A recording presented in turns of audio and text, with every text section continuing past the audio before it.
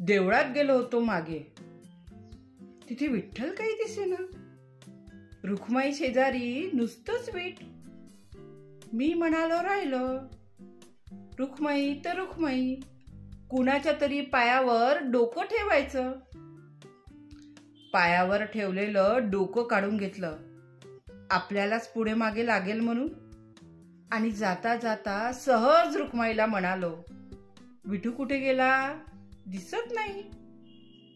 रुक्माई म्हणाली, कुठे गेला म्हणजे, उभा नाही का माझ्या उजव्या अंगाला. मी परत पाहिलं, खात्री करून घ्यायला, आणि म्हणालो, तिथे तर कुणीही नाही.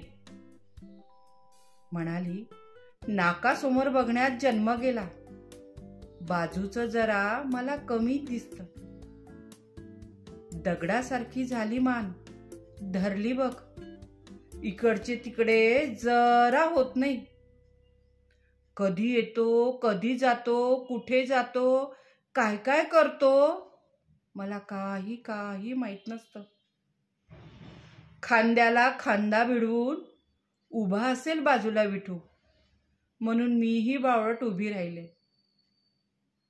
आषाढी कार्तिकीला इतकी लोक येतात, पण कधीच कोणी का मला सांगितलं नाही.